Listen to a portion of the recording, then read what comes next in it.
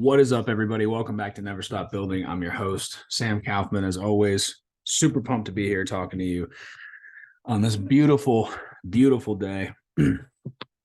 Today's episode is going to be all about defining your why. And I'll give you a little bit of context on really how this came up. So I made a post today on Facebook. Something popped up in my memories this morning when I was working out. And it was on this day last year and 2 years ago. And it was a story of my posting a completed day on 75 Hard. So for anybody that doesn't know, 75 Hard is a program created by a guy named Andy Frisella. And Andy Frisella created this program in an attempt to help people develop mental toughness. This isn't a diet program. It's not an exercise program. It's not a weight loss program, to be more specific. The program's design and intention is to teach you that you can do far more than you think you can with the time, resources, and energy that you have. And so the program is very, very simple. The first 75 days, no cheat meals. So you have to pick a diet and stick to it 100%. No cheat meals, 2 workouts a day for 45 minutes at least. One of them has to be outdoors, 10 pages of reading,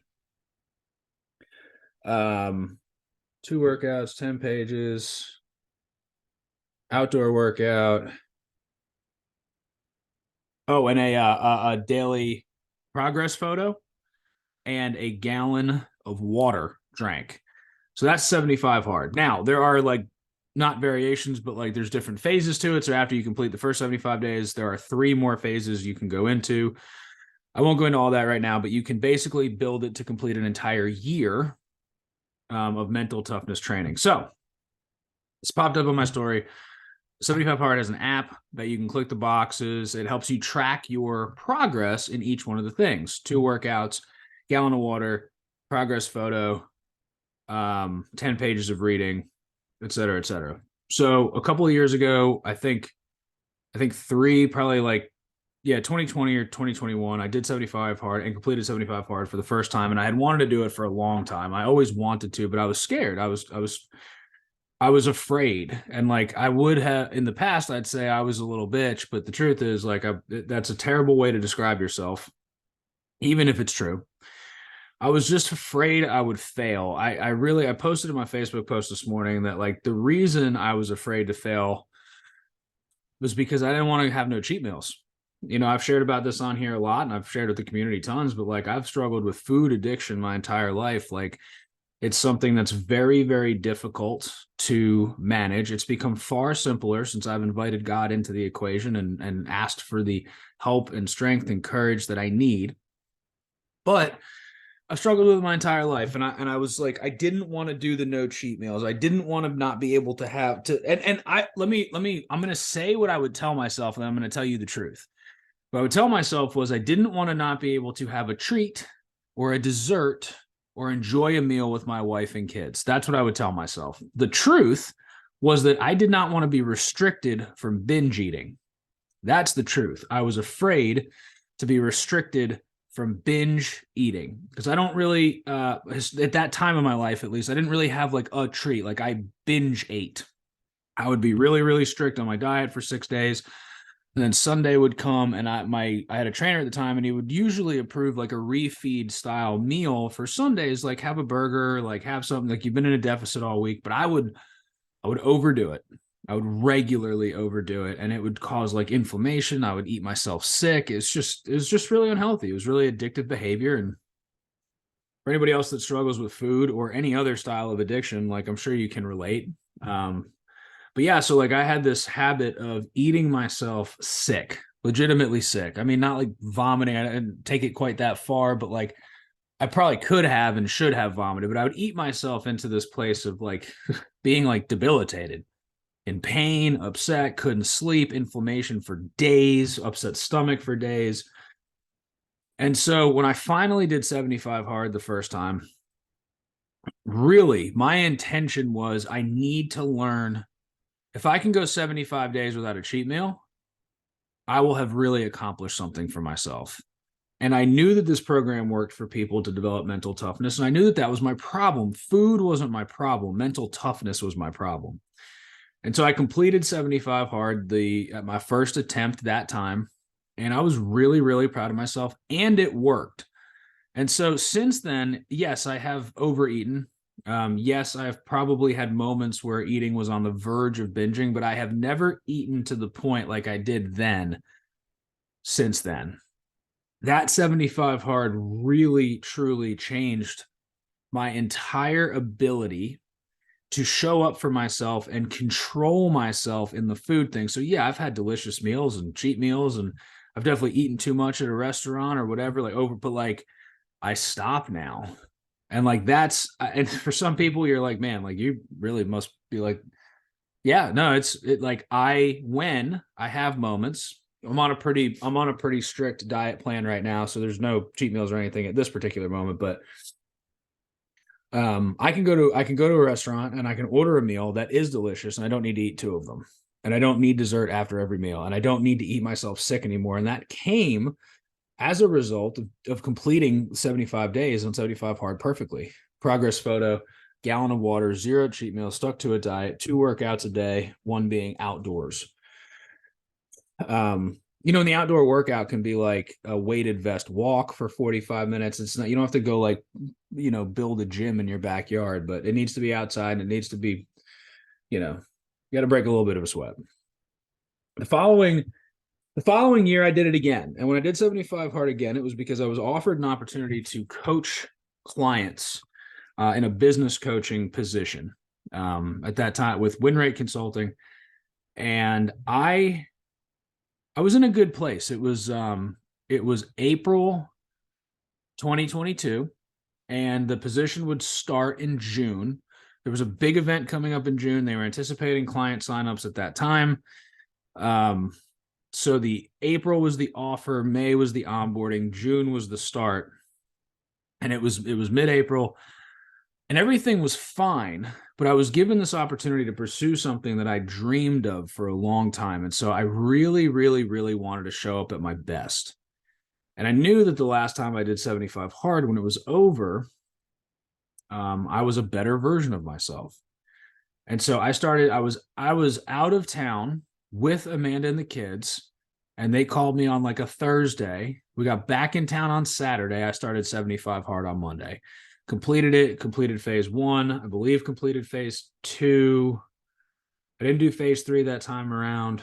But anyway, and it did what it was supposed to do. It kept me grounded. It was a lot to take on. It was more than I anticipated it would be. It was more pressure, not because they put pressure on me, but because I put a lot of pressure on myself. And so this really helped me develop a system, routine, consistency, discipline inside of my working out, inside of my, and mostly inside of my professional schedule. It really helped me not dive into career only and balloon back up to 300 pounds like I was back in 2019 before I started my fitness journey, my health and fitness journey. And so it did its job. The job was make me better, more consistent, more disciplined, help me stay in line with the things that are most important to me on a daily basis, but also let me really chase after this ambitious career goal, because I was the CEO. My company was growing rapidly at that time. 2022 was when we really we had like a 300%. We went from just under $1.5 million to well over $3 million in sales year over year. That from the year prior, and we were blowing up. And so for for mid-sized construction projects, that's a significant volume increase in projects. So it was a lot to take on, coaching clients and traveling and speaking and all the things that come with that, the consulting gig, as well as being an active CEO in a very growing company. And I'm glad that I did it.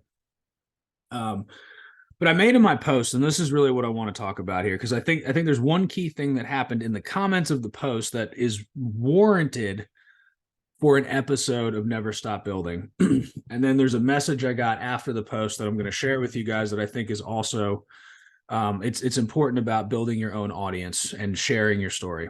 So, and I made a post, and the post was sharing the 2 memories from last year and the year before about doing 75 hard, but the post's intention was to share why I'm not doing it this year. And I saw a lot of people that I know, some I really respect and admire. They were starting up 75 hard on January 1st, which seems to be a very typical thing to do. And they were like getting a group together. And I humbly bowed out. I wasn't interested. And the reason being, I got so granular at the end of last year on my goals and my intentions for this year.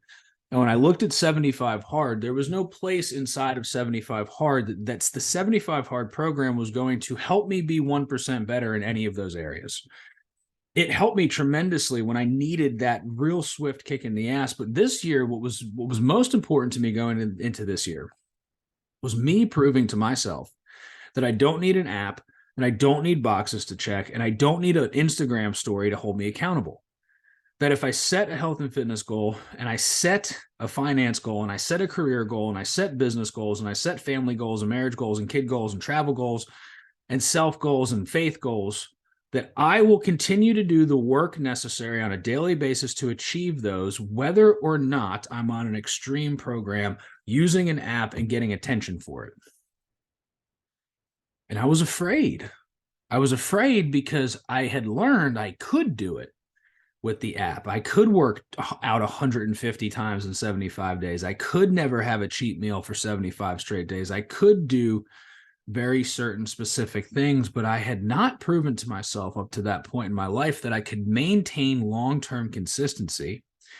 I've always had this bad tendency of being a short burst sprint guy. Funny coming from, a guy who's like 5'10" and a half and wide.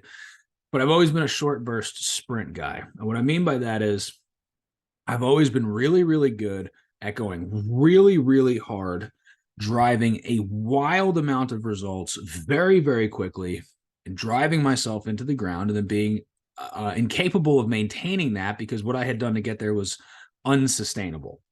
I've always been very, very good at the unsustainable hard driving activity. And so I always teetered back and forth like a seesaw in my activities, my health and fitness, my money, my business, my marriage, my parenting. Like I would just go really hard and then some other thing would suffer because this was unsustainable. And I go really hard over here. I'll even share like at the end of 75 hard 2 years ago, at the tail end of 75 hard, like I was a fucking asshole. I had done what I set out to do and I didn't have a cheat meal and I was on a very strict diet, but I was so emotionally immature at the time. Like I couldn't handle being hungry, legitimately hungry. Like I got down to like what my goal weight was at that time. And I was like tired and hungry towards the end of 75 hard. It's a very intensive thing, especially if you're dieting restricted on top of it. And I was just like such a dick. And like I made my body look really good and then you can make your body look good and still turn your spouse off. That's some shit right there. But I was such a dick. And so like this year, like I wanted to be able to do these things in a sustainable, lifelong kind of way.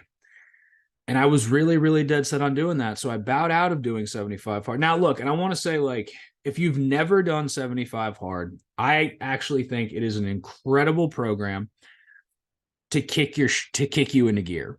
Like, if you have never done 75 hard and you are struggling to really pull your shit together emotionally, financially, in the gym, with your marriage, just in your own head, you're emotionally unmanageable. You just can't figure shit out. Dude, I cannot encourage you enough to buy the 75 hard book, download the 75 hard app. It's like $5 and complete the program. You may fail in the middle, start over, complete the program. I really like a lot of people that I admire and respect that are doing, but like a lot of people that I know that struggled have been through this program once or more times to get mental clarity and mental toughness. Because sometimes we just end up in a rut, just continuing to tell ourselves the lie that we can't. I made a post about this the other day and I said, I don't feel like it is being confused by some people with I can't. There are a lot of people right now that are using not feeling like doing something as though they can't do it. 75 hard is a really good way for people to understand that you cannot feel like it for 75 straight days and still can. If you can do it for 75 days, you can do it for 175 days or 1,075 days. And you'd be surprised what you're actually capable of. So anyway, so I go into 2023 and I made this commitment to myself that I was going to hit my goals, and I was going to do it without the need for the external stimulation and validation that the app and the box checking and all this other stuff. Because look, box checking is a wonderful tool. I think box checking to form a habit is incredible, right? But I had been working on health and fitness, that at least that column, since 2019, right? I'm going into 2023. You're talking about a 4-year journey. January 2019 is when I started. I lost 100 pounds that year.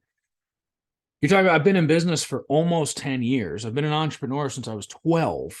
Like, this isn't new. These aren't new things. These are just, I was just afraid of really, truly holding myself accountable and self-coaching. And I was afraid of being honest with myself, and I was afraid of being really uncomfortable, because being uncomfortable sucks, but it's where we grow. And so going into this year, I decided I'm going to do this on my own. Is not the way that I would put that, because I've got lots of help and support. I've got a coach, I've got a trainer, I've got my wonderful, beautiful, perfect wife who supports me every step of the way. But I wanted to do it without the external stimulation and validation. And I did, or to be more specific, I am. I'm just about 30 pounds down from January. I'm hungry. Like, my diet restrictions got kicked up significantly recently because we've got a goal. I'm going to Italy and Greece in a couple of weeks with my wife and a couple of our friends. And like I told my trainer, like, let's just kick this thing up a notch, because I want to go to Italy and Greece at my best. And I think that's really cool. Like, for my whole adult life, it's always been, I want to be at my best for, only wanted to be at my best for revenue generating activity. And then a couple years, like, I want to be at my best for my kids. I want to be at my best for my wife. I want to be at my best for my company, for the people at my company. Now I want to be at my best for something fun. I don't think I've ever intentionally tried to be at my best for something fun, probably in 20 years. And so that's really cool. But I'm hungry. Like, as I'm sitting here talking to you, sharing this, I'm hungry. You know what I'm not? An asshole. I'm not snapping at my wife. I'm not snapping at my kids. I'm not ignoring workouts. I'm not snapping at my team. I'm not showing up for meetings. Man, I'm at 100% right now. I'm just a hungry 100%. That's it. 2 years ago, I'd have been an absolute fucking monster right now. But we're growing. We never stop building. And so as I'm going through this year, I'm hitting all of these goals. And in the comment section of this post, you know, somebody made a comment and she said, I just can't, I'm not sure why when I have the app, it's like the flip of a switch. I can control my diet. And that's kind of the intention, or the point that I'm trying to make in this particular episode of Never Stop Building is, you have to define the why. There has to be a clear, meaningful intention behind what you're doing. If it is your diet, the clear, meaningful intention, the reason you can snap your diet on like that is because you are afraid of failing 75 hard. You're so afraid of the embarrassment of failing 75 hard that you will diet perfectly for 75 straight days, because the embarrassment, the public embarrassment of failing a program that a bunch of strong people complete, is not worth the cheat meal to you. The result outweighs the momentary pleasure. So running away from the pain, the result of running away from that pain outweighs the momentary pleasure of that cheat meal, so you can stick to it. So how does this apply to literally everything? Well, it applies to literally everything. Without clear whys, clear intentions, we will not remain consistent and disciplined. We have to prioritize the result that we're going after over the momentary judgment call. Meaning, we have to prioritize, man, I want to hit my numbers this month, so I'm going to make those follow-up calls instead of skipping and staying, having an extra 30 minutes of lunch with my coworkers. It means, man, I want to work on intimacy in my marriage. So I'm going to go home tonight. I'm going to prioritize my wife or husband. And I'm going to I'm going to speak her love language. We're going to have sex. I want to be intimate. I'm going to speak with her. I'm going to hold her. I'm going to be the man that she needs instead of hiding and being scared or watching pornography or watching TV or playing video games or whatever the fuck else men are hiding doing. It means setting intentions behind the leadership of your team. I'm going to leading my team with honesty, vulnerability, love, and empathy. The result of the person they could become far outweighs the momentary the momentary insecurity and fear of the conversation I don't want to have with them. The really, really hard conversation I don't want to have. The result drives the intention. We have to be intentional. We have to be, and I don't mean results focused, like you can't be proud of yourself if you do not attain the result, because a lot of this is based on potential outcomes, the potential result. If I don't cheat tonight on my diet, I potentially could hit my goal weight for the year before I leave for Italy, but I may not. Here's the deal, though. If I go cheat on my diet tonight, I am pretty much promising myself I will not hit my goal.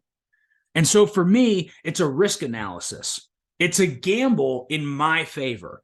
I don't know for a fact I'm going to win. Just because you make that sales follow-up does not guarantee you'll close that deal. If you skip the sales follow-up, it guarantees you won't close the fucking deal, though. Just because I go and speak my partner's love language and love her and speak with her and hold her and do the things she wants to do does not guarantee that she will sleep with me or speak words of affirmation to me or acts of service to me. But if I don't do those things, it guarantees that she will not feel encouraged and inclined to do those things for me. It's about taking a gamble on yourself, understanding that the lack of the action and the discipline is taking a gamble against yourself every single time. And so if we can define the intentions and define the whys behind the decisions, I'm going to diet because my dream body is more important to me than that fucking pizza my family's eating. And look, my fucking family's awesome. They don't need to diet, though. Like, my wife and kids are fine. My kids are fucking 13 and 11. They're not dieting for anything. They're in great shape. They're eating whatever they want. There's pizza ordered during the week. We're going out to dinner. We're doing this. I went out to brunch the other day to celebrate a friend of ours' baptism, and I ordered a fucking wedge salad, no dressing, no chicken. I ate the fucking wedge salad. It wasn't great. I'm not going to lie to you and say it was great and worth it. Here's the thing, though. I brought my food in a cooler and left it in the car, and as Amanda drove us home, I ate my fucking lunch. I can go and enjoy the event and celebrate and do all this stuff and still be disciplined on my goals. And here's why. Had I eaten the lunch, and believe me when I tell you, the menu at this fucking place, it's called Church and Union in downtown Charleston. If you're ever there, please go to this restaurant. It's incredible. I have been there pre-diet. Had I eaten one of their 1,200 calorie breakfast meals, I'm almost sealing my fate of not accomplishing my goal. But if I don't, and I eat my lunch in the car, there's a really good chance I will accomplish my goal. And so it's not about only feeling okay if we get what we want. It's about understanding that what we want is not attainable if we don't do the thing today to get it later. And so there's a difference between being only results driven, which means that you get no fuel from the process. You get no fuel from the middle stuff. You get no fuel or being proud of yourself just for showing up for yourself. Being only results driven means that you only are fueled if you get what you want. And that is what children do. That is what little tiny baby children do. They only are okay if they get what they want because they are entitled and expect the world to show up and deliver what they want, when they want it, and how they want it. You are a fucking adult, and that is not how the world works. And sometimes you work your ass off for everything that you wanted and don't get it all anyway. That's okay. That's not why we show up. The intention and the why can't be so I get everything I want. For me, the intention and the why are, if I do this, I have a chance. If I don't do it, I don't have a chance. It's very, very simple. and very, very hard. But if you can get over the discomfort, the pain in the moment, the insecurity, the fear, the procrastination, the things that are holding you back from making a good decision right now, just right now, man. And this is I was hungry earlier today. I had and I look, bro, I'll be honest with you. I sent my check-ins to my trainer this morning, and what I wanted was him to say, dude, great work. Have a refeed meal because I'm fucking hungry. And he said, great work. Let's lean a little harder into that next week. Okay. And there was a moment in my day where I thought, maybe, and I got a whole week before next check-in, maybe I'll just have some, a little bit of super low cal ice cream or something. And I just had to stop myself and say, man, that doesn't get you closer. That doesn't get you closer. And I know it doesn't get me closer. It just numbs for a very, very, very temporary moment, a discomfort that I fucking signed up for. And so maybe you're chasing your career in sales or sales management or ops management or entrepreneurship or parenting or bro, or health and fitness and dieting. Bro, you signed up for this discomfort. You don't get to go use things to numb yourself out of it. You have to learn how to have the mental toughness and clarity to get through it. This shit doesn't get easier. You're supposed to get better. This shit isn't supposed to get easier. We don't evolve and we don't use ambition and we don't grow to make the new stuff easier. We do it to make the current stuff real simple. And so I could sit back right now and stay right where I'm at, and I have a pretty nice income and a decent business and a good amount of coaching clients and a decent amount of speaking opportunities. And I could sit in this for a while and I could just become complacent there. And the thing is, removing the discomfort from and also I don't look bad. I could stop dieting this aggressively, and my wife loves me and I love her and we love each other.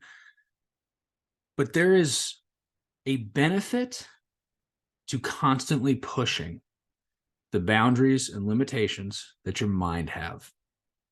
And I have found that there is no growth without testing and pushing the boundaries and limitations that we have. And so inside of defining our why, we have to find something that is strong enough to push us past boundaries and limitations and fears and insecurities, because the truth is you're going to be okay. Let's say you do 75 hard. I get it, dude.